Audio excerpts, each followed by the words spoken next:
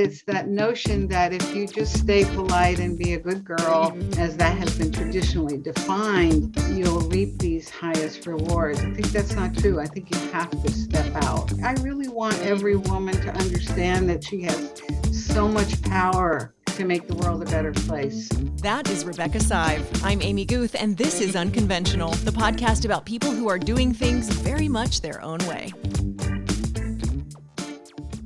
I'm joined by author, speaker, and activist Rebecca Sive. She has written Every Day's Election Day, Vote Her In, and the guided journal, Make Her Story Your Story, among other things. Welcome. I'm so glad that you're here. I'm glad we can make time to do this. Well, I'm delighted. Thank you for having me.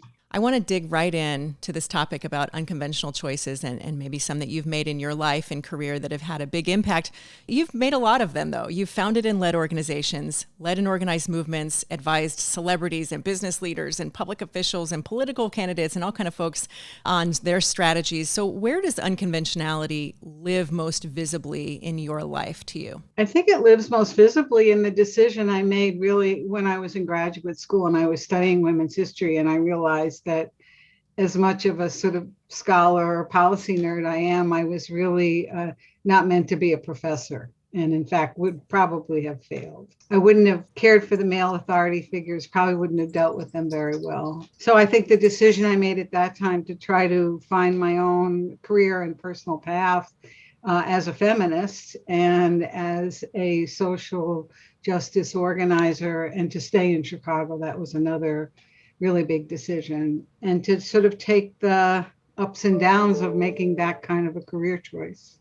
Yeah. And when you had that realization, how did you make that pivot? I feel like the world is laid out for us to make really traditional kind of career choices. So what did that look like for you?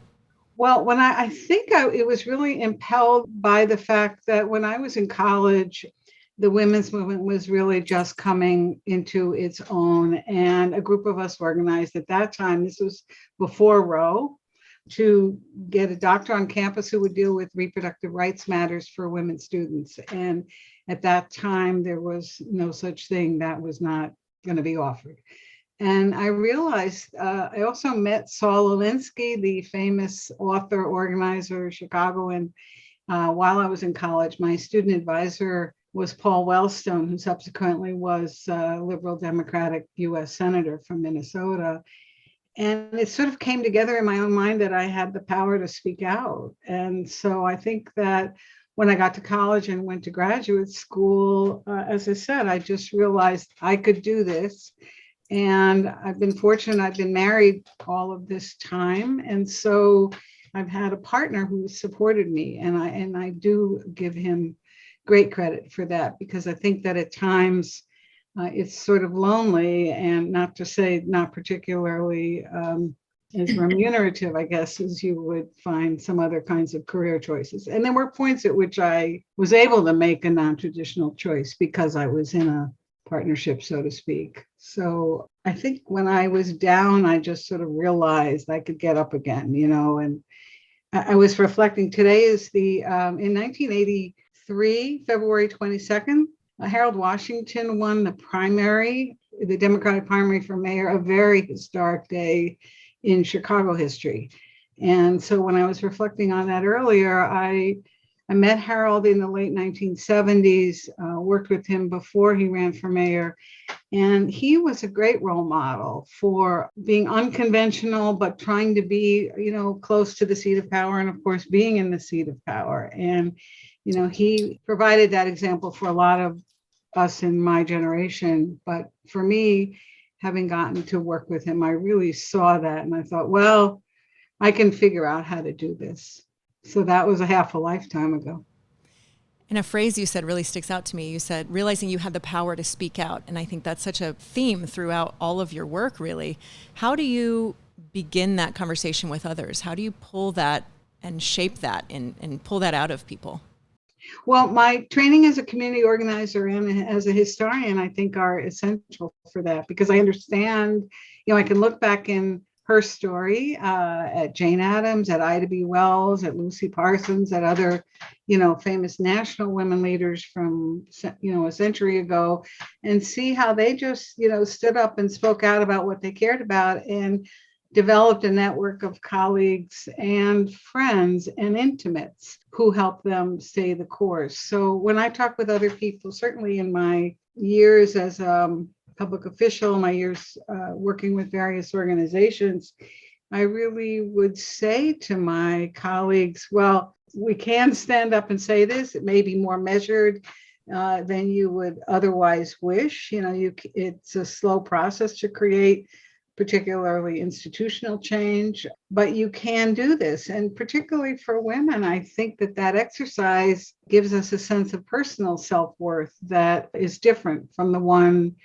you may get from personal relationships or familial context. So I frequently say to others as well as to myself that I will feel a sense of self-worth, right? And value in speaking out that I can't really get in any other way. And that will complement the other things I do that have value or that I enjoy. I think what stops so many people from speaking out is a kind of a fear of a perceived backlash. And some of those risks are quite real. Sometimes there are, threats come to people, things like that. But how do you help people think through that when they're preparing to speak in a public way or share a public message? Well, I think that as I said, it will give them the sense of value that they can't otherwise attain. But I also think that, where's the value in one's life if one doesn't speak out for what one cares about, right? Yeah. I mean, I grew up in a family where both my parents were very involved in social justice movements, and my mother was an immigrant who experienced her share of hardships. And so I saw from that family environment that speaking up could matter. I would say that it's sometimes lonely also, I think, and I have said that to people, but I think the rewards on balance are there. And, what's important and what one learns from people like Alinsky or Paul Wellstone or the women of an earlier generation in Chicago that mentored me is that you don't have to speak out every single time, and that you can, at least on women's issues, and this is important at times, develop male allies, which sometimes sort of softens the blow, so to speak. So, for instance, speaking again about Harold because of this day, he was really our first feminist mayor. And, we convinced him to do that. And I don't know how much convincing he really needed, but once we were able to do that, it gave the women who supported him and worked for him the courage to speak out in a way we probably otherwise would not have. That's a really interesting and good point. It reminds me of when I was doing work with the Op-Ed Project, we had sort of a motto that we always shared was, if you say things of consequence, there may be consequences, but the alternative is to risk being inconsequential. Kind of this idea of, that's true, you might get grief, you might get pushback, but the alternative is having not spoken. And, do you really want on your tombstone to be, would have written this great book on this issue, but was afraid of how it might go? And that's kind of the things you have to put into the category of, okay, that's a consideration, I acknowledge it, and I'm going to move forward anyway.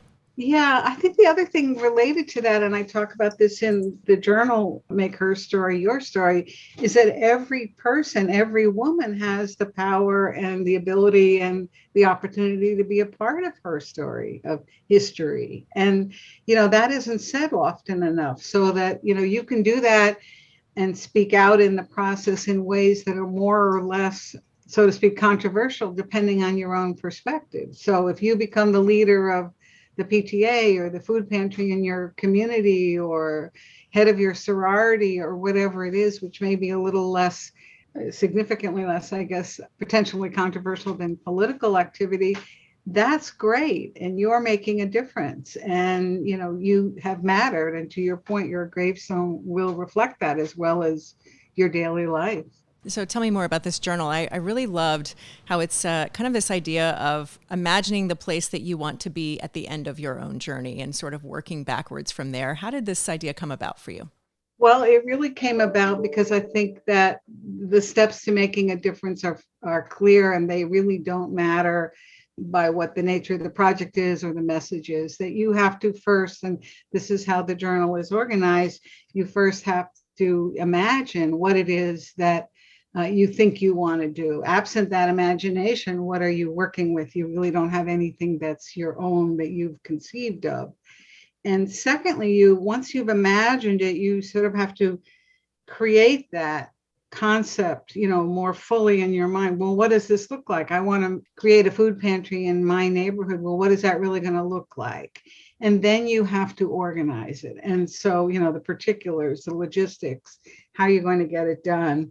And I think for me, the reason this, so to speak, came to me is because that's essentially, those aren't the words of Alinsky, but that's basically what he and other great organizers have said, which is find the idea that motivates you and also motivates the people around you. And there's sort of a famous example about, well, there were sort of rotten hot dogs in the neighborhood supermarket. It probably wasn't the most important issue in that community, but it brought people together. And so that's the other piece of this, that if you imagine something that's of common concern, if you create a way of thinking about it, if you organize a plan for it, it's going to have this enormous ripple effect, potentially helping those people who've come together around that particular project that you've imagined to go on to do other things. So, in the pandemic times, right, I think everybody was concerned, if not desperate, right, to think about a way to imagine an end that would be joyous and productive and fruitful and fulfilling personally. And so for me, as a organizer and writer and so on, it's always important to me to imagine that, whether it comes in the form of a book as this did, or in some other kind of activity. I want to be in that mix, I guess is the term. Have you felt like, maybe just kind of anecdotally looking around, do you feel like you have seen more people making unconventional choices with that time to pause in the pandemic? Initially, I was concerned that I wouldn't. I sort of saw the same things a lot of people saw, like, girlfriends who got, dogs, right? Or families I know who got dogs. And I thought, well, what's that about? I'm not really a dog person, so I can't really appreciate that. But yes, as it went forward, I did see several of my women friends in particular sort of thinking more. These are primarily women who have, worked for a while, raised families, think about, well, how do I want to spend the next few years of my life? And in fact, where do I want to spend it? And, a couple of them have made some pretty big changes that I think are positive. So I think that journals, sitting inside or outside, I guess, however you find some peace, which a pandemic can do if you've got a roof over your head, and we're fortunate that we do, can enable you to do that. And I would just say one other thing related to it, which is that I always felt prior to the pandemic that when national and international news, as it does today, seems so horrible and scary that or disappointing, there's always something valuable to be done. I want to talk about Every Day is Election Day. That was a book that I read a while back when it first came out, and you and I talked at that time, soon after its release. And what I think is so interesting about that book is it's positioned as kind of about running for office, or whatever offices that may be. But to me, it's really bigger than running for office. To me, it's kind of an exercise in maximizing your network to help support you to achieve whatever it is you want to achieve. But it's also an exercise in how to be a good supporter, which I think is such an interesting lesson, because I think especially now we go, oh, well, I liked their thing on Facebook, I follow them on Twitter. Like, that's not real support. But to hear from a community organizer, this is what support looks like, is, I think, a very different way. I wonder if you could talk a bit about that book and some of the lessons and maybe success stories you've seen come out of it. Well, thank you for asking. Yeah, I was impelled, I guess, just to write Every Day is Election Day, really as a result of, at that point, almost, 25 or 30 years of working with a lot of women candidates, working with a lot of women heads of organizations and philanthropists. And initially I thought, well, maybe there's just a sort of relatively simple workbook here for people in the philanthropic world about, how to be an effective woman leader. But then, this was after 2008 and the presidential that year. And I realized, no, there's a lot more going on here. We've had a whole couple generations of women who've become powerful, important leaders in all kinds of communities in American life. And so I thought that if I could talk with a range of women, I think I interviewed about 30 women about their experiences, there would be some lessons to be shared there and stories to be told. And as you pointed out, not only about how to be a leader oneself, but how to help other women. And I think some of the most powerful stories in there are the really inspirational ones. You know, Debbie Stabenow, now senior US Senator from Michigan, about just dive in, right? You know, just go for it. And Jan Schakowsky is another one who talks about her route to now becoming a, senior member of Congress, but she started out looking at labels on cans of bad vegetables. And to go to make her story for a moment and the connection here, every woman can do that, right? And every woman can both be the leader and the supporter. So at that time, I should just say, as a historical note, things have changed dramatically in the almost 10 years since I wrote that book. I mean, there are vastly more women now running for office than there were then. There are more women in office, both appointed and elected. We've elected our first woman vice president. Who could have thought of that even in the early 2010s? So, yeah, I think every day is election day was also an idea that make sure you don't lose a day, right? Make sure you make every day count, however you can. And that seemed to me to be an important message for women on the cusp of thinking about new lives and new challenges. It seemed like right after the 2016 presidential election, there was a lot of campaigns and a lot of kind of fellowships and things like that of training women for leadership roles and getting into office, things like that. Did that, we can't say it solved everything, right? But what kind of increase did you see after that when there were so many campaigns of getting women trained and in political organizing and things like that? Well, the thing that really struck the chord with tens of millions, as you know, is that, a qualified woman was defeated by a very unqualified man. And so we had the women's marches, which, were tens and tens of millions of people around the world. And so stemming from that, I think, was, some subset of those women deciding, well, I want to run for office or I want to be appointed to office. And also stemming from that, which has really been important, has been the growth in organizations that help women learn about how to do this, right? So I think that while the increase in women in office is not meteoric by any means, many more people are being trained. And the thing that needs to happen there is for us, all of us, to encourage each other to identify what kind of a public life we want to have, right? And if there's training required to go get it, it's now available, really.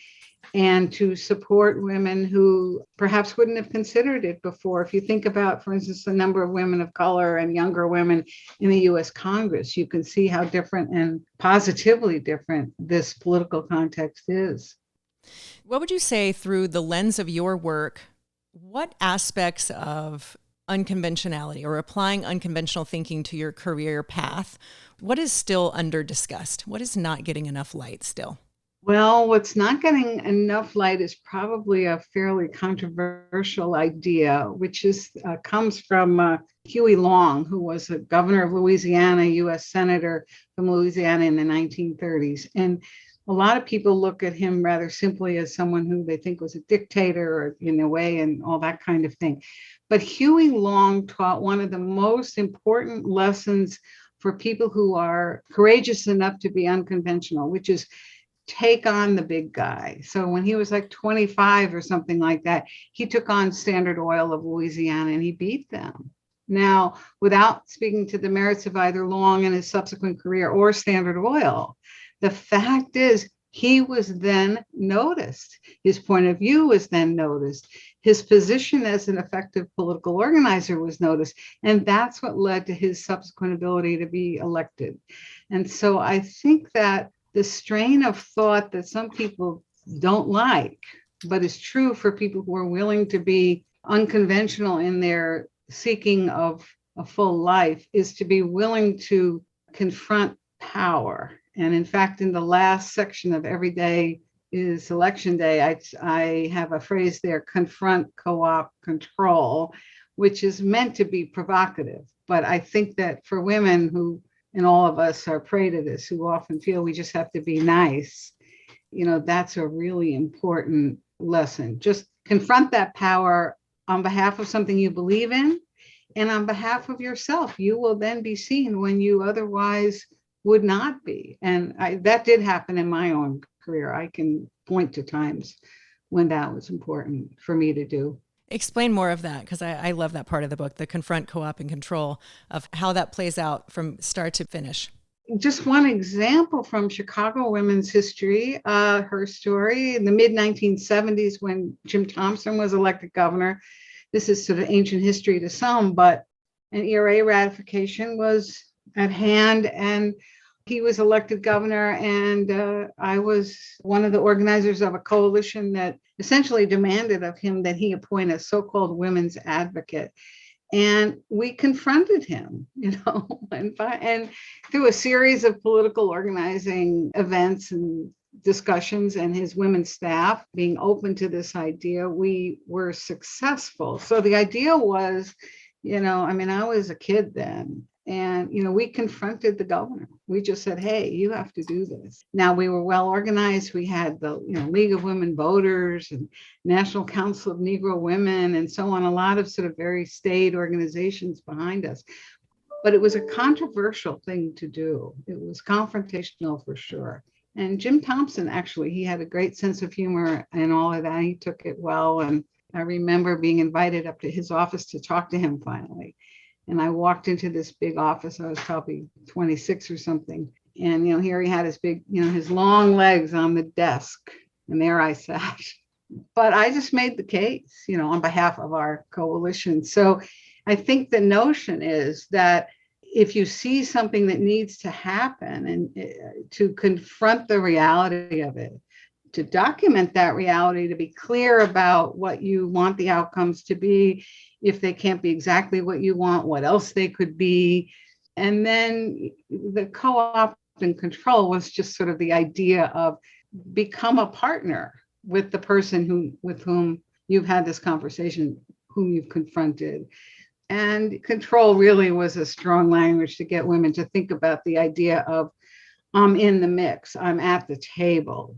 So to some extent, I can control the outcomes here because I'm at the table, I'm participating, I can speak up, I can be as convincing as I know how to be, and I've practiced how to do that.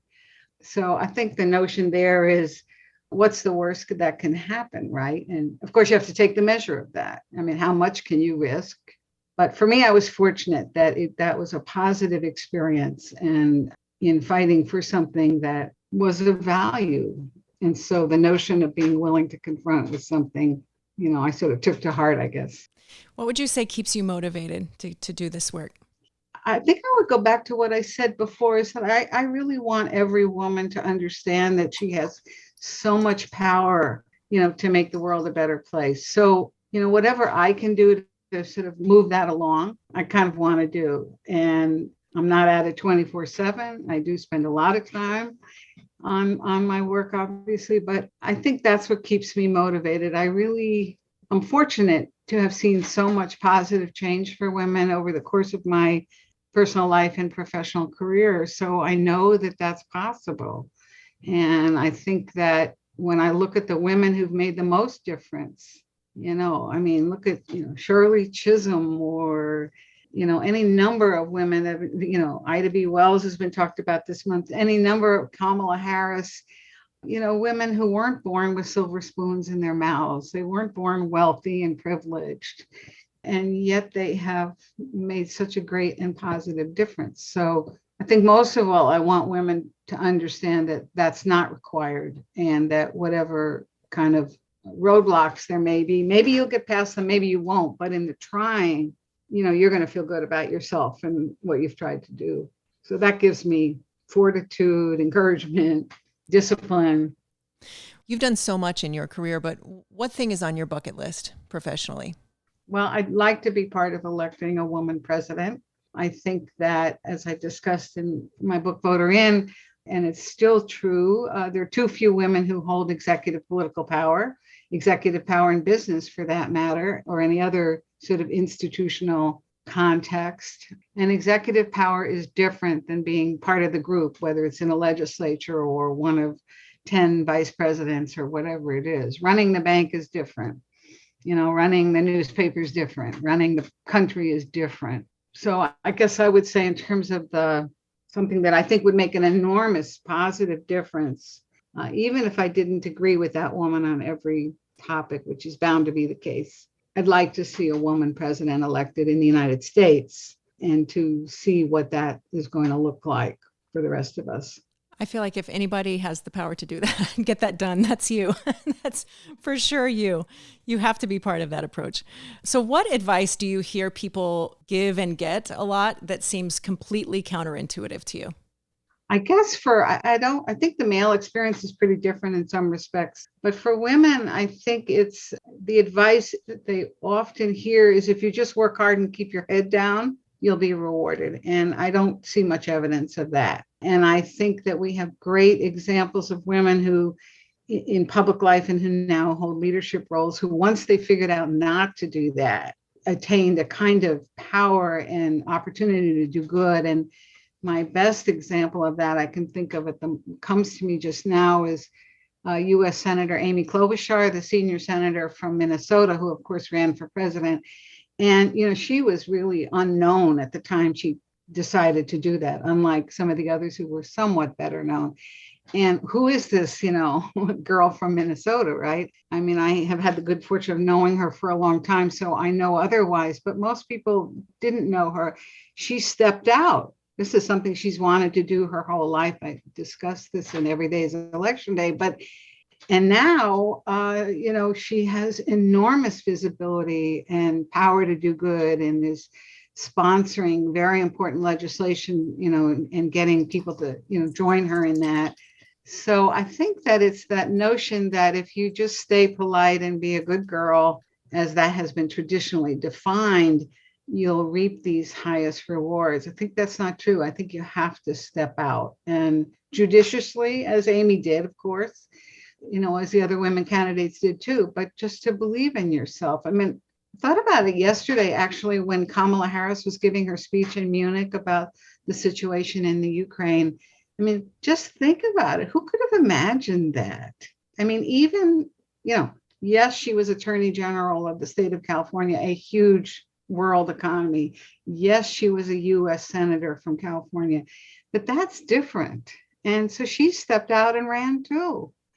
And so I think that while being successful as Senator Klobuchar is in all those conventional measures that, the good girl syndrome requires. So I just thought about it, and I thought, wow, I'm so glad that, or I guess I hope that young women are paying attention to this and seeing this. Joe Biden's back in DC doing what he needs to do, but she's on this world stage because she stepped out. I think that's such an important point, because the danger, I think, of subscribing to this, if I just work hard and keep my head down, it'll all work out. When it doesn't, that's a personal crisis. That's what's wrong with me? I did everything right and I wasn't good enough. And that becomes some internalized stuff that is hard to get out from. Yeah, I think that's right. I'd be interested. I don't know. I've never met her. Like, for instance, Mary Barra, the head of General Motors, for instance, she jumps to mind. At what I am guessing, and it would be, maybe it's out there and I just haven't read it, but I'm guessing that for instance, she stepped out at some point. Otherwise, how would she have achieved that position at as young an age as she did? So I do think it's important, you're right, for the women who are in those positions to share what they did and how they did it in this way. What was the strategy that worked, and how have they maintained a context in which they may be a little different than the norm, but felt personally confident, as you point out, that being really, really important and giving you the ability to keep going. So what's next for you? What are you working on next? Oh my goodness. I have a number of thoughts, but nothing has really crystallized, I would say.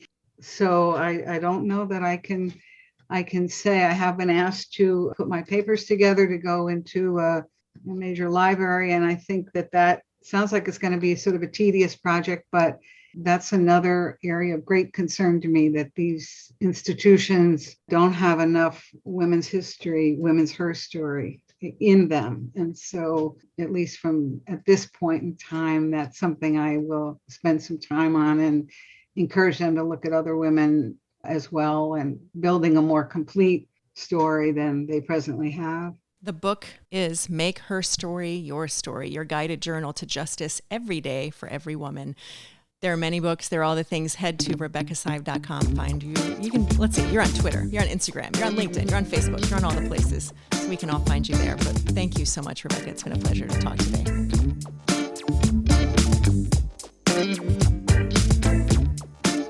Thanks so much for listening to Unconventional with Amy Guth. Be sure to hit that subscribe button so you don't miss a single episode, and find me at Amy Guth on social media. Thanks so much, and let's meet right back here next time.